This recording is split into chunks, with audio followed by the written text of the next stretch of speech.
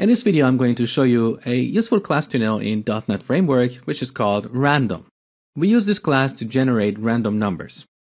So first we create an instance of the random class.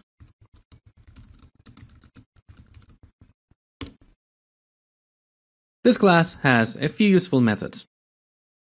Next, which returns a random integer.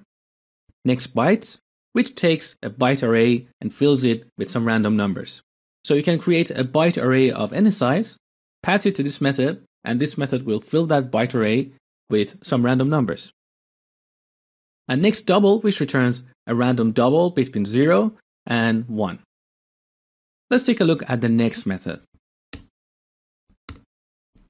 This method has 3 overloads, as you see on the screen. The first one takes no parameters, and it simply returns a non-negative random number. So let's create a for loop and generate a few random numbers and display them on the console.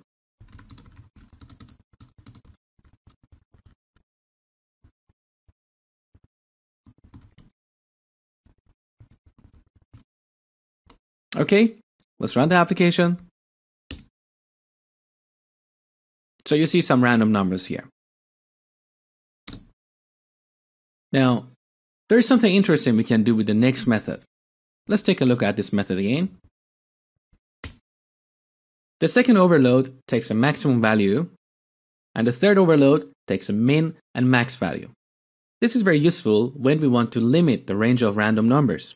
So if you want to create random numbers between 1 and 10, we simply supply them here. Let's run the application again.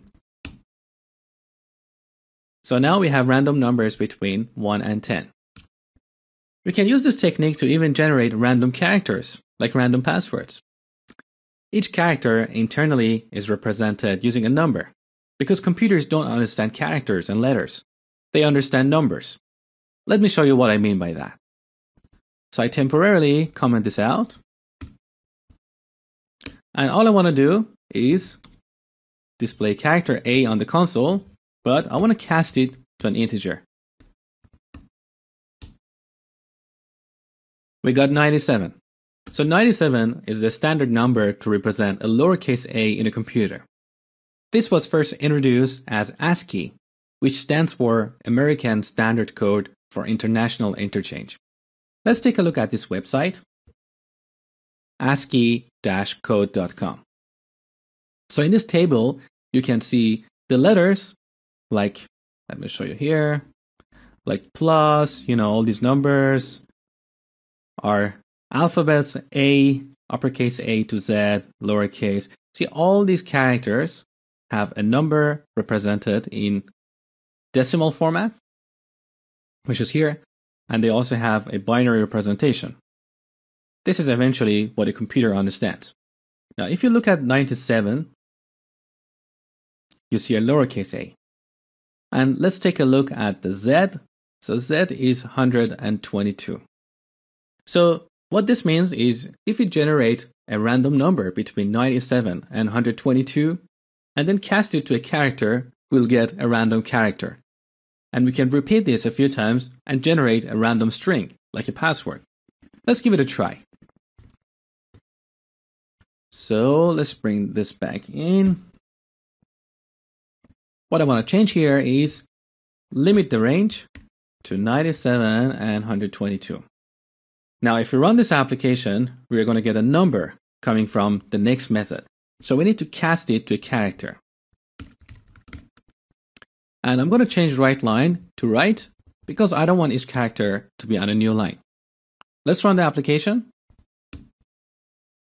This press any key to continue message is messing up with us. So let me add a console.writeLine here so you can see more clearly. There you go. So here's a random string.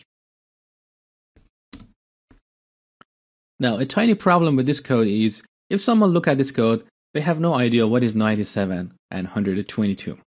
So let me show you a more expressive way to write the same code. What we can do is replace that with 0 and 26, because we have 26 characters in the English alphabet.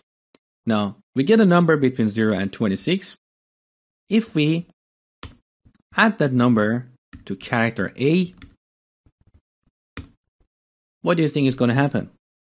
Well, this is a character, and internally it is represented as a number. And when we add this character to a number, the result is going to be a number. Then we cast it to a character, so eventually we get the same result, a random character.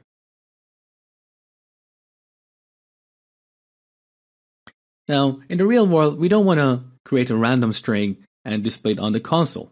Most likely, we would like to store it in a string. But there is a tiny problem here. In the last section, I told you that strings are immutable, which means once you create them, you cannot change them. Of course, there are methods that you can apply on a string and you get an updated value. But in every case, the original string is not affected. You always get a new string. So in C#, we cannot create a string and set its individual characters using a random character. But what we can do instead is to store this result in an array and then create our string based on that array. Let me show you how it works. So first, I declare a character array. Let's call it buffer. And because we are generating 10 random characters here, I'm going to set the size of this array to 10. And of course, we can use var here. As you see, the green highlight is indicating that. The code is cleaner. Now, instead of displaying each character on the console, we can simply store it in the buffer. So let's get rid of this console.write and store it in the buffer. So I'm using I, the loop counter variable, to access an element in the buffer array. Now the last step is to create a string based on that character array. Now most of the time we create a string like this. So we use a string literal. But there is a less common way to create a string in C#. It's not something that you use every day, but it's good to know that as something in your toolbox. So we use the new operator. If you remember from last section, the string keyword maps to a string class in the .NET framework. And you know that with classes, you can create an instance of them using the new operator. So we can do new string. And look, here in the constructor of a string, we have a few overloads. The last one, as you see here, takes a character array. So if we pass our buffer here, we will get a string based on that character array. Now we can display this password, which is a string, on the console. Look, we got the same result. One last thing I would like to add here to improve the quality of this tiny little code, and that is, I don't like these magic numbers here, 10 here and 10 here. The problem with this is, if tomorrow we decide to change the length of our random password, we have to come here and change this 10 to 8, and we have to remember to do this here as well. So a better way is to declare a constant like password length, set it to 10. We can use that to create our array, and of course use it in the for loop. The code is more expressive and more reliable. So that's all you need to know about random class. I hope you enjoyed this lecture, and thank you for watching.